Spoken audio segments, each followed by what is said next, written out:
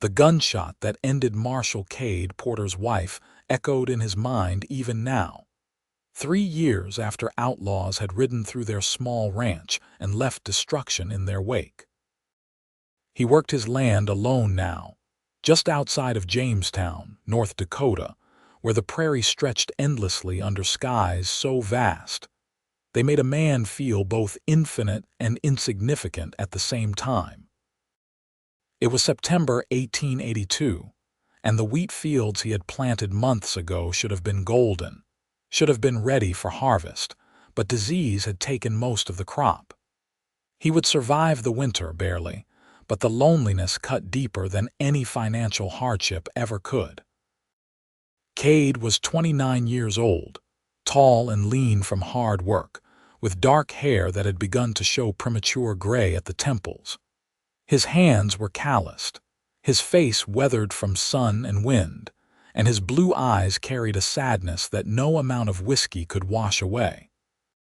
He had loved once, deeply and completely, and when Mary died, he buried that part of himself alongside her body in the small cemetery near town. The afternoon sun beat down mercilessly as he rode his mare across the northern edge of his property, checking fence lines that constantly needed repair. The wind carried the scent of dry grass and dust, and somewhere in the distance, a hawk cried out. He was thinking about nothing in particular, lost in the rhythmic sway of the horse's gait when he saw her. At first, he thought the heat was playing tricks on his eyes. A figure knelt in the middle of his failed wheat field, dressed in dark clothing that seemed to absorb the sunlight. As he drew closer, his hand instinctively moved to the rifle in his saddle holster, but he could see she was unarmed, her head bowed, her hands clasped before her. She was praying. Cade reined in his horse about 20 feet away, studying the scene with a mixture of caution and curiosity. The woman did not seem to notice his arrival, so deep was her concentration. Her voice carried faintly on the wind, too low for him to make out the words, but the desperation in her tone was unmistakable. He dismounted slowly, his boots crunching on the dry stalks of wheat. Still, she did not look up. As he approached, he could see she was young, perhaps 22 or 23, with dark brown hair that fell in waves past her shoulders. Her dress was simple but well made, the kind a respectable woman would wear to church, though it was dusty and worn at the hem. When he was just a few feet away, Cade removed his hat and knelt beside her, his knees sinking into the parched earth. Up close, he could see tears streaming down her face, could hear the tremor in her whispered prayers. "Madam," he said softly, not wanting to startle her, "what do you need?" Her eyes flew open, wide and startled. They were the color of honey in sunlight, golden brown and luminous with unshed tears. For a moment she simply stared at him, her lips parted in surprise, her hands still clasped tightly together. She began, her voice hoarse. "I did not mean to trespass. I was walking and I could not go any further without." "It is all right," Cade said gently. "You are not trespassing." "Well, you are technically, but I do not mind. Are you hurt? Are you lost?" The woman shook her head, then nodded, then seemed to crumple inward. Fresh tears spilled down her cheeks, and she pressed one hand to her mouth as if to hold back a sob. Cade felt helpless in the face of such raw emotion. He was not good at comfort, had not offered it or received it in so long that he had forgotten the language of consolation. But something about this woman, kneeling in his ruined field with her heart laid bare to the sky, stirred something in him he thought had died with Mary. "Why do not you come up to the house?" he suggested. "I have water, food if you are hungry. You can rest, and then you can tell me what has brought you to my land in such a state." She looked at him then, really looked at him, her golden eyes searching his face as if trying to determine whether she could trust him.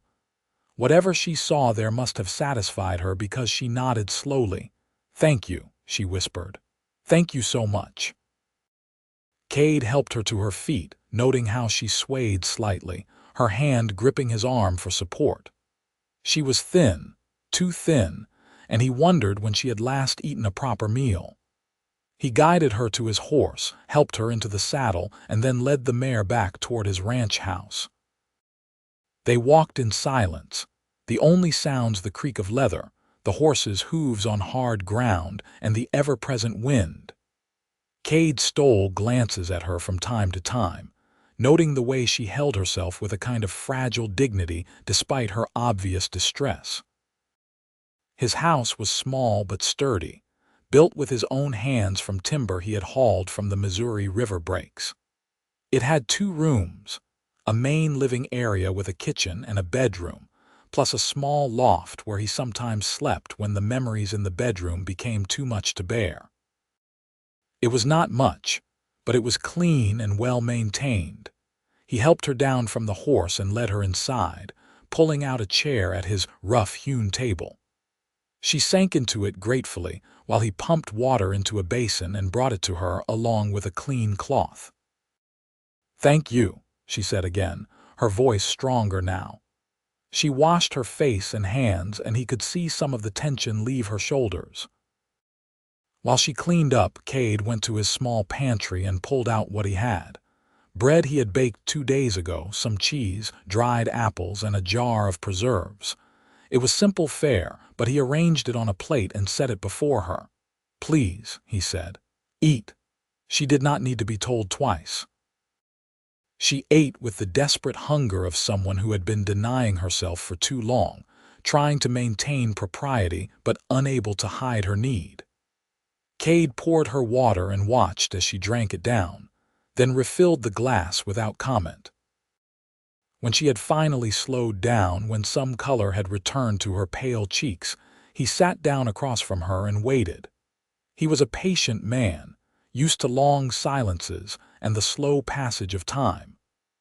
"My name is Beatrice Fitzgerald," she said at last, her hands folded neatly on the table. "I came to Dakota territory 6 months ago with my father. He was a preacher, and he believed God had called him to minister to the people in the settlements and homesteads out here." Cade noticed her use of the past tense. "Was?" he asked quietly. Beatrice's eyes filled with tears again, but she blinked them back. "He died 2 weeks ago, fever. I buried him myself in a field near the last place we stayed. I did not have money for a proper funeral for a marker. I did what I could." "I am sorry," Cade said, and he meant it. He knew what it was to lose someone, to have to go on when the world seemed empty of meaning. "I have been walking since then," Beatrice continued. "I had nowhere to go, no family back east, no money for passage even if I wanted to return. My father believed so deeply in his mission that we sold everything we had to make the journey. He said God would provide." There was no bitterness in her voice when she said this, only a kind of weary resignation. Cade felt a spark of anger on her behalf, anger at a system that would leave a young woman so vulnerable, but he pushed it down. Anger would not help her now. "Where were you headed when you stopped in my field?" he asked. Beatrice shook her head. "I was not headed anywhere. I was just walking. When I saw your field, I do not know, something about it called to me. It looked as desperate as I felt. All that wheat dying. All that hope withered. I thought perhaps God would hear me better there in a place that understood failure." Her words struck Cade like a physical blow. She had seen in his field exactly what he felt in his soul, had recognized the reflection of her own despair in his dying crops. It was strangely intimate, that recognition, and it made him feel exposed in a way he had not felt in years. "God hears you anywhere," he found himself saying, though he was not sure he believed it himself anymore. "But I am glad you stopped here. You should not be alone out there, not with winter coming on." "I have been alone for a while now," Beatrice said softly. "My mother died when I was 16. It has been just my father and me since then. And now it is just me." Not anymore, Cade said, surprising himself with the words. You can stay here. I have room. You can have the bedroom and I will sleep in the loft. You can rest, recover your strength, and then we can figure out what comes next. Beatrice looked at him with such profound gratitude that it made his chest ache. I cannot impose on you like that. You do not even know me.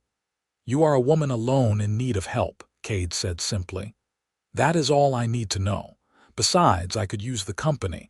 It gets quiet out here.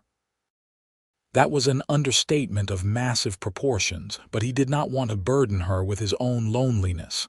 She had enough to carry. I can work, Beatrice said quickly. I am not helpless. I can cook, clean, mend. I helped my father with everything. I am strong, even if I do not look it right now. I am sure you are, Cade agreed.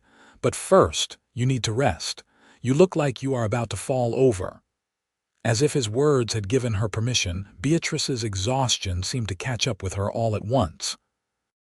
She swayed in her chair and Cade was on his feet immediately, steadying her. Come on, he said gently. Let me show you where you can sleep. He led her to the bedroom, which he had not slept in for months. It was dusty, but the bed was made, the quilts folded neatly. Mary's things were still in the drawers, her dresses still hanging on pegs on the wall, but he pushed down the pain that threatened to rise up. Rest as long as you need, he told Beatrice. I will be outside if you need anything. She nodded, already sinking onto the bed. Thank you, Cade. Thank you for your kindness. He was startled that she had used his name, then realized he had never actually introduced himself. How did you know my name? You told me, she said, her eyes already closing. When you knelt beside me, you said my name is Cade Porter and you are on my land. What do you need? Cade frowned. He did not remember saying that, but perhaps he had. Perhaps in the strangeness of the moment he had spoken without realizing it, or perhaps she was already half asleep, her memory confused. He left her there and returned to the main room, listening to the silence of his house. For the first time in 3 years, he was not alone, and the knowledge filled him with a mix of emotions he could not quite name. There was fear, certainly, fear of letting someone in again, fear of caring and losing once more. But there was also something else, something that felt almost like hope. Over the next few days, Beatrice recovered her strength. She slept for nearly 24 hours straight, and when she finally emerged from the bedroom, she looked like a different person. There was color in her cheeks, clarity in her eyes, and though the sadness remained, it no longer seemed to be crushing her under its weight. She insisted on helping with everything, and Cade found himself grateful for the assistance. She was indeed a good cook, far better than he was, and she had a way of making even simple meals feel like something special. She cleaned the house from top to bottom, scrubbing away years of bachelor neglect, and she mended his clothes with neat, precise stitches. But more than the practical help, Cade found himself grateful for her company.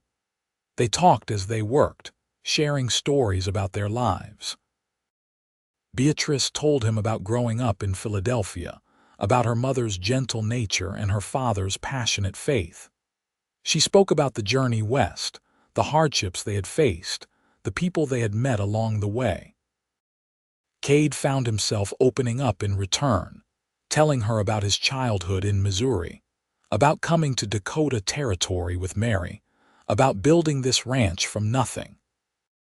He did not talk about Mary's death, not yet, but he spoke of the good times, the dreams they had shared, and Beatrice listened with compassion and understanding.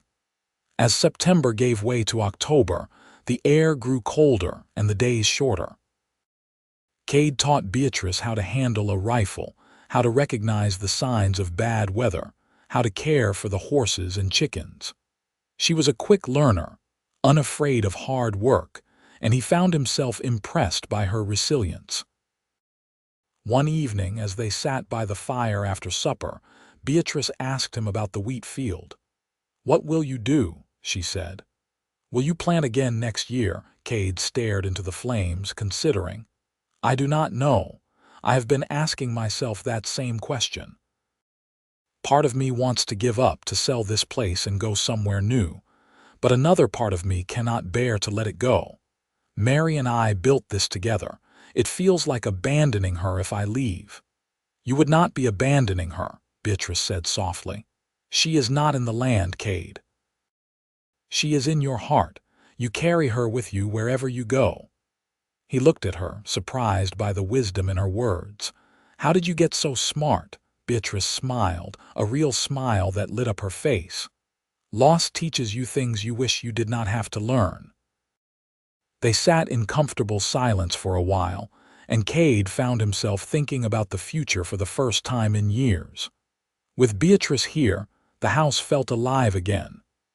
There was laughter, conversation, the small domestic pleasures he had forgotten existed. He was also acutely aware of Beatrice in ways that had nothing to do with gratitude or companionship. He noticed the way her hair caught the lamplight, turning it to bronze and gold. He noticed the grace in her movements, the musical quality of her laugh. He noticed the way his heart beat faster when she smiled at him, the way he looked forward to seeing her each morning. It terrified him. He had sworn he would never love again, never open himself up to that kind of pain. But Beatrice was slipping past his defenses without even trying, and he did not know how to stop it, or even if he wanted to. One morning in late October, Cade woke to find the first snow of the season falling softly outside. He climbed down from the loft to find Beatrice already awake, standing at the window and watching the flakes drift down. "It is beautiful," she said as he joined her. "I have never seen snow quite like this. In the city it was always dirty and gray, but here it is so clean and pure." "It is beautiful until you have to work in it," Cade said, but there was no real complaint in his voice. "We should make sure we have enough firewood brought in. This looks like it might stick." They spent the morning preparing for the storm, bringing in extra wood, checking on the animals, making sure everything was secure. The snow continued to fall, thick and heavy, and by afternoon the world had transformed into a white wonderland. That evening, as they huddled by the fire with the wind howling outside, Beatrice asked Cade to tell her about Mary. He stiffened, his first instinct to refuse, but something in Beatrice's expression made him reconsider. There was no jealousy there, no judgment, only gentle curiosity and compassion. So he told her. He told her about meeting Mary at a church social in Missouri, about falling in love with her quick wit and kind heart. He told her about their wedding day, about the journey to Dakota territory, about the backbreaking work of building the ranch. And then, with difficulty, he told her about the day Mary died. "There were 3 of them," he said, his voice rough with emotion. "Outlaws running from something, I do not know what. They came through looking for supplies, for money. Mary was in the garden. She tried to run to the house and one of them shot her, just like that.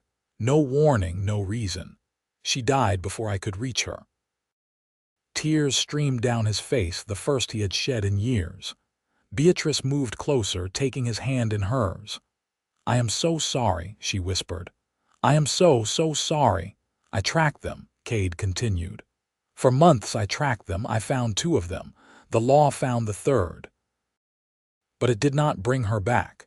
It did not fill the emptiness." "Nothing can fill that," Beatrice said. "The people we love, they leave spaces in us that nothing else can occupy, but that does not mean we cannot find new spaces, new love. It does not dishonor their memory to keep living, to keep loving." Cade looked at her, really looked at her, and saw understanding in her eyes. She knew this pain, had lived it herself, and somehow that made all the difference. "I am afraid," he admitted.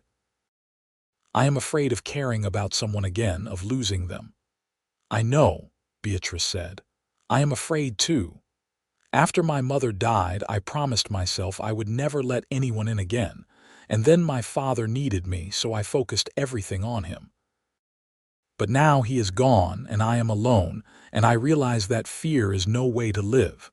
We cannot protect ourselves from pain by closing ourselves off from love. We only protect ourselves from joy."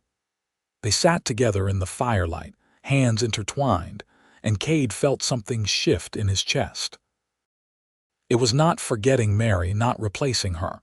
It was making room for something new, something different but equally precious. "I care about you," he said quietly. "I did not mean to, did not want to, but I do." "I care about you too," Beatrice replied.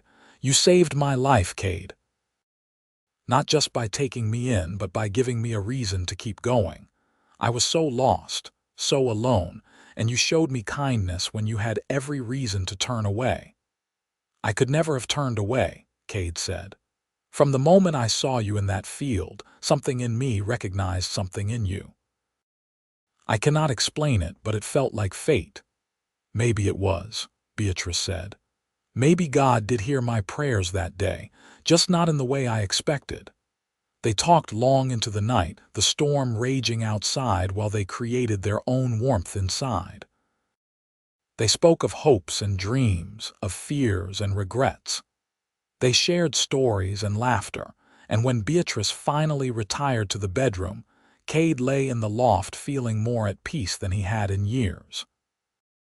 The winter that followed was harsh, with frequent storms and temperatures that dropped well below zero. But inside Cade's small house, warmth and happiness grew.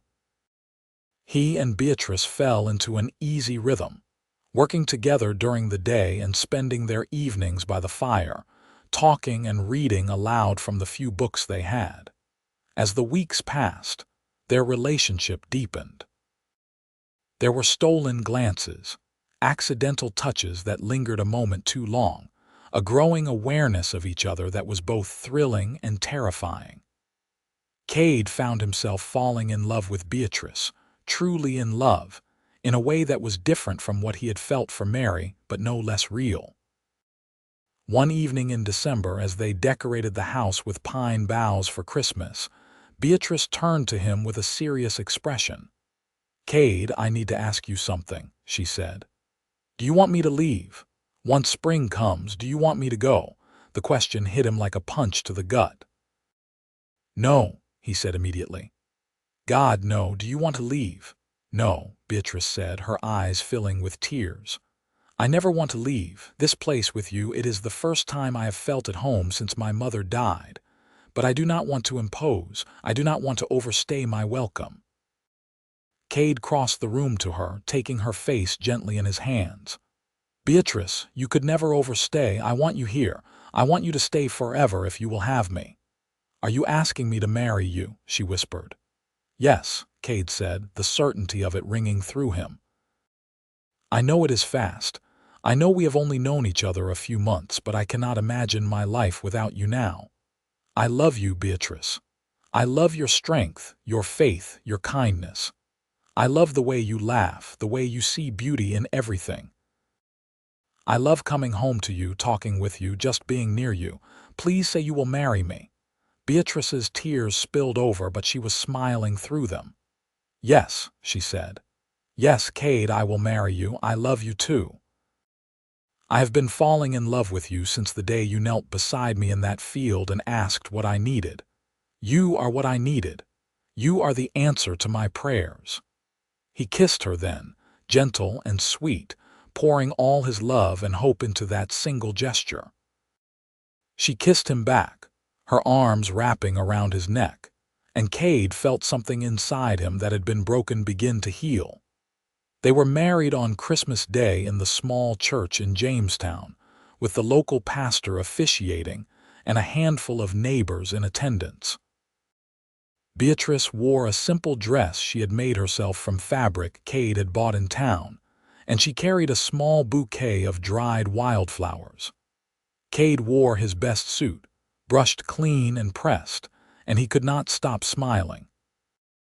When they exchanged vows, promising to love and honor each other for the rest of their lives, Cade felt Mary's presence like a gentle benediction.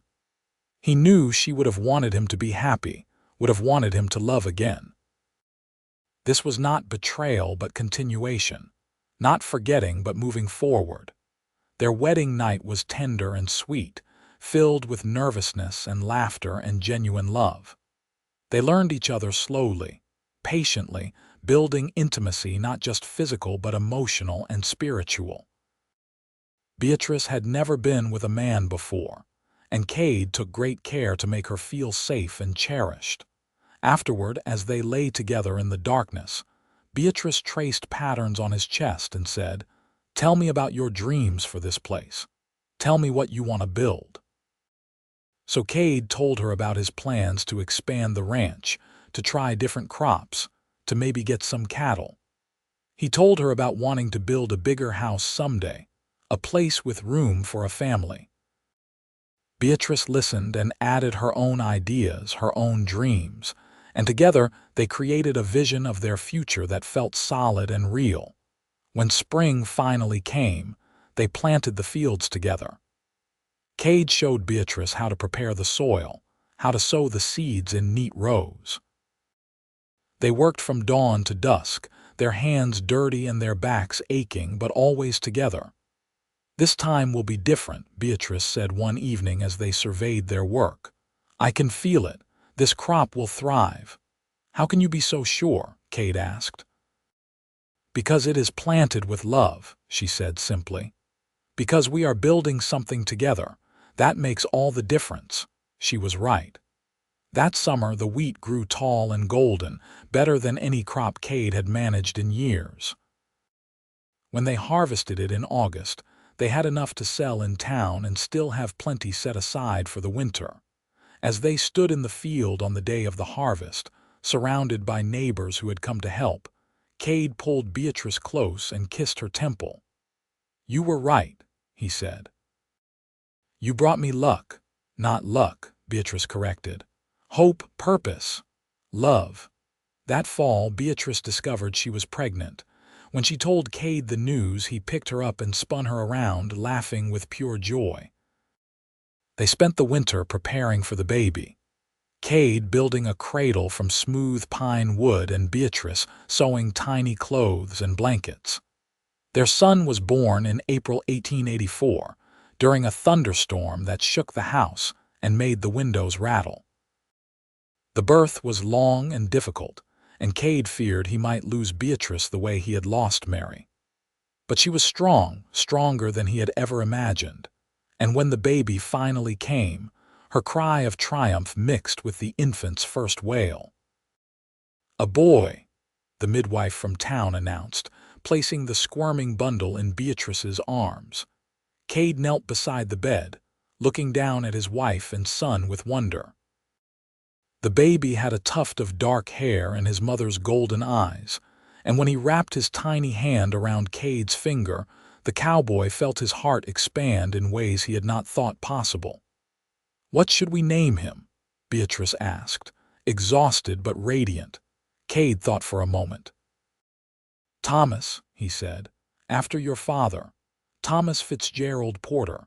Beatrice's eyes filled with tears. "He would have loved that. He would have loved you." They settled into parenthood with the same partnership that characterized everything else in their marriage.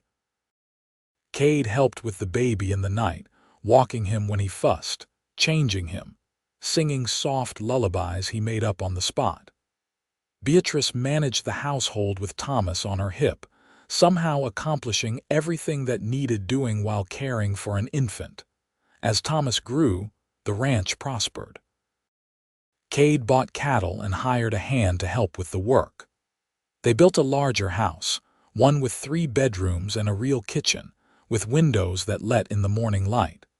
Beatrice planted a garden where she grew vegetables and flowers, creating beauty in the harsh prairie landscape. 2 years after Thomas was born, they welcomed a daughter they named Caroline. She had her father's blue eyes and her mother's gentle spirit, and she completed their family in a way that felt perfect and right. Life was not always easy.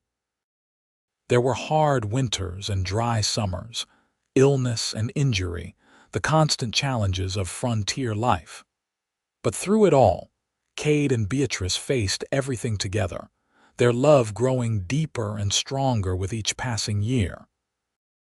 One evening, when Thomas was 5 and Caroline 3, Cade took Beatrice out to the wheat field where he had first found her. It was summer, and the wheat was nearly ready for harvest, the stalks swaying gently in the evening breeze. "You remember when I found you here?" he asked, wrapping his arms around her from behind. "Every detail," Beatrice said, leaning back against him. "I remember thinking I had reached the end, that I could not go on, and then you appeared like an answer to a prayer I had not even finished praying." "I was so lonely," Cade admitted. "I had given up on everything. Happiness, love, hope. I was just going through the motions of living, and then you showed up in my field and suddenly everything changed." "We saved each other," Beatrice said. "That is what love does. It rescues us from ourselves." They stood there as the sun set, painting the sky in shades of orange and pink and purple. From the house, they could hear the children playing, their laughter carrying on the wind. "We should get back," Beatrice said eventually. "Caroline will be hungry." But Cade held her a moment longer. "Thank you," he said quietly. "Thank you for praying in my field that day. Thank you for staying. Thank you for loving me." Beatrice turned in his arms, cupping his face in her hands. "Thank you for kneeling beside me. Thank you for asking what I needed. Thank you for being exactly what I needed." They kissed as the stars began to appear overhead, and Cade thought about how much his life had changed. He had lost so much, had suffered and grieved and nearly given up. But somehow, through grace or fate or simple chance, he had been given a second chance at happiness. The years continued to roll by, marked by the rhythm of the seasons and the growth of their children. Thomas grew into a serious, thoughtful boy who loved working alongside his father on the ranch. Caroline was bright and curious, always asking questions and exploring the world around her. When Thomas was 10 and Caroline 8, Beatrice gave birth to another son whom they named Daniel. He was a surprise, unexpected but deeply welcomed, and he brought a new energy to their household. Cade expanded the ranch further, buying more land and increasing the herd. He became a respected figure in Jamestown, known for his fairness and his hard work.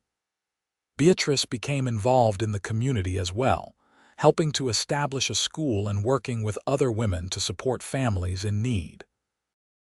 They made friends with their neighbors, hosted gatherings at their ranch, became part of the fabric of the community. But at the heart of everything was their marriage, their partnership, the love that had started in a failing wheat field and grown into something strong and enduring. One autumn evening, when Cade was 45 and Beatrice 42, they sat on the porch of their house watching the sunset.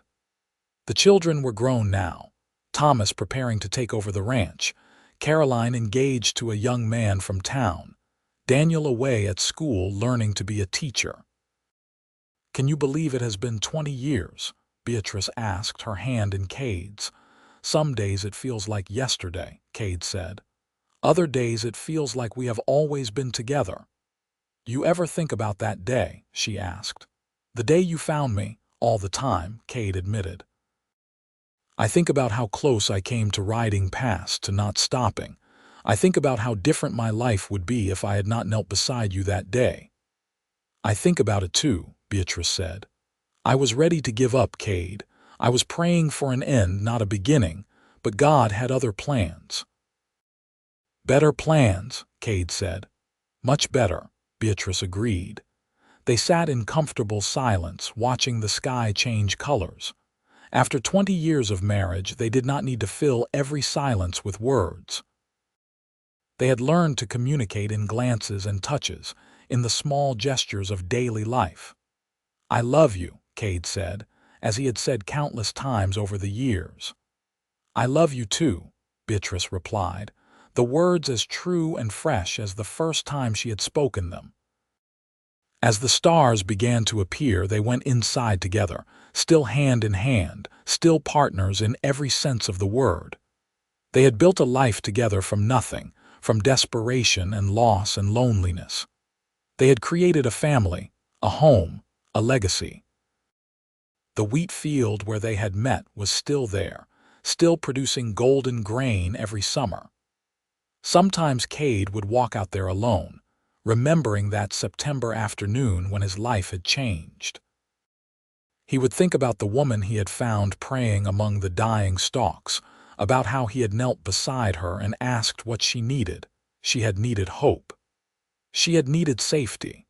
She had needed love, and he had needed all those things too, though he had not known it then. They had found each other at exactly the right moment. Two broken people who fit together perfectly, who healed each other through love and patience and faith. As the years continued, Cade and Beatrice grew old together. They became grandparents, delighting in the children of their children. Thomas married and took over the ranch, managing it with the same dedication his father had shown. Caroline and her husband settled in Jamestown, and she became a teacher at the school her mother had helped establish. Daniel returned from his studies and opened a school in a nearby settlement, bringing education to children who otherwise would have had none. Cade's hair went fully gray, then white, and his body slowed with age. Beatrice's dark hair became streaked with silver, and her hands grew gnarled with arthritis. But they remained devoted to each other, finding joy in simple pleasures, in quiet mornings and peaceful evenings. On their 30th wedding anniversary, their children threw them a celebration at the ranch. The house was filled with family and friends, with laughter and music and good food. As Cade looked around at all the people they loved, at the life they had built together, he felt a profound sense of gratitude. That night, after everyone had gone home, he and Beatrice walked out to the wheat field one last time. The moon was full, casting silver light across the landscape, and the wheat whispered in the breeze. 30 years, Beatrice said softly. Can you imagine? I can now, Cade said, but I could not have then. When I saw you that day, I never imagined this, all of this. What did you imagine? Beatrice asked. Cade thought for a moment. Honestly, I was not imagining anything. I was just trying to get through each day, but then you came along and gave me a reason to imagine again. We gave each other that, Beatrice said. We gave each other a future.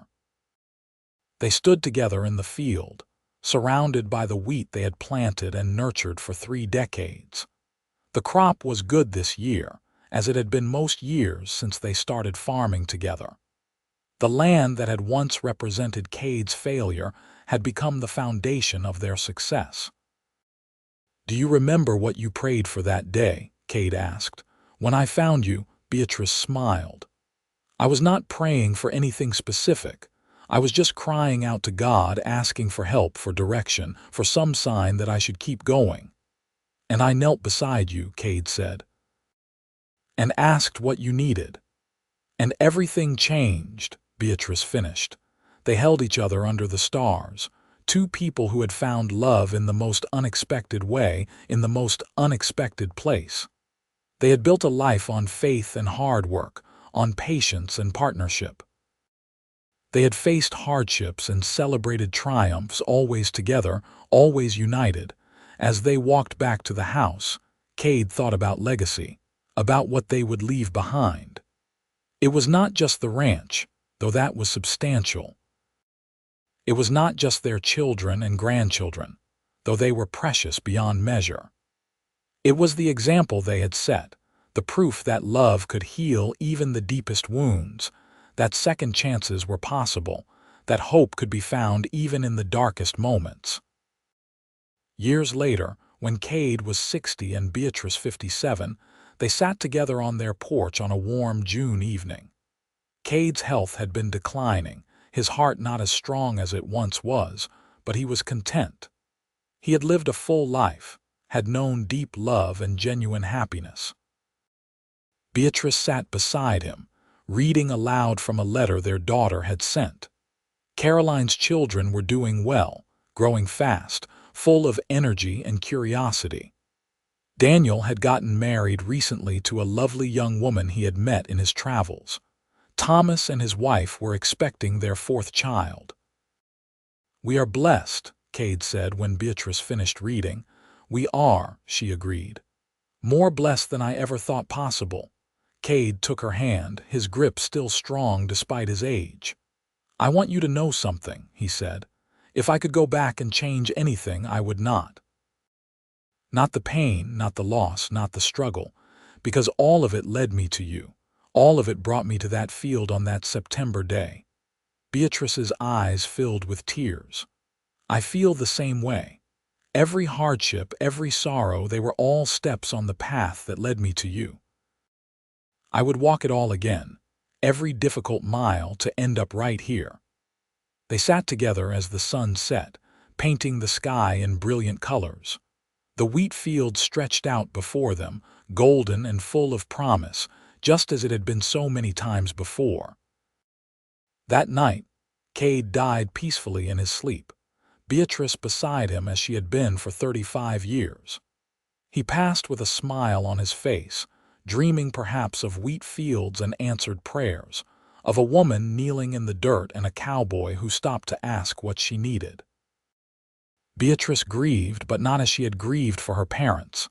This was different. She had been privileged to love Cade fully, to share decades of life with him, to build something beautiful together. She had no regrets, no words left unsaid, no love unexpressed. She lived for another 10 years, surrounded by her children and grandchildren and great-grandchildren. She tended the garden Cade had built for her, walked the fields they had planted together, kept his memory alive through stories and laughter. When she finally joined him, passing quietly in her sleep at the age of 67, the family buried her next to Cade on a hill overlooking the wheat field where their story had begun. The headstones were simple but elegant, bearing their names and dates and a single inscription that Caroline had chosen. They knelt in faith and rose in love. The ranch continued through the generations, passed down from Thomas to his children and then to theirs. The wheat field where Cade had found Beatrice became legendary in the family, a sacred place where prayers were answered and love was born. On quiet evenings, family members would sometimes walk out to that field and think about the lonely cowboy and the desperate woman, about the moment when their lives intersected and changed forever. They would think about how a simple act of kindness, of stopping and asking what someone needed, had created a legacy that touched so many lives. The wheat still grew there, golden and strong, a testament to the power of hope and love and second chances. And if you stood very still on a September afternoon, when the light slanted just right across the prairie, you might almost see them there. A woman kneeling in prayer and a man kneeling beside her, asking what she needed, ready to give her everything he had. Their love story became part of the fabric of Jamestown, North Dakota, told and retold through the years. It was a reminder that even in the hardest times, even in the loneliest moments, grace could break through, that prayers could be answered in unexpected ways, that love could bloom even in failing wheat fields. The house they built together still stood generations later, expanded and updated but fundamentally unchanged. The porch where they sat on countless evenings remained, overlooking the fields they had worked together. And in the living room above the fireplace hung a portrait of Cade and Beatrice on their wedding day, young and hopeful and deeply in love. Their great-great-grandchildren would look at that portrait and ask about them, and the stories would be told again. About the lonely cowboy who had lost everything, and the woman who had nothing left to lose. About how they found each other in a field of dying wheat and built a life more abundant than either could have imagined. About how sometimes the answer to our prayers looks nothing like what we expected. Sometimes it looks like a stranger kneeling beside us, asking what we need, ready to become everything we never knew we were looking for. The wheat field still stands, still produces, still whispers in the wind. And in that whisper, if you listen closely, you can hear their story, a story of faith and love and the beautiful, redemptive power of being willing to kneel beside someone in their moment of need and simply ask, "What do you need?" The answer, as Cade and Beatrice discovered, might just change everything.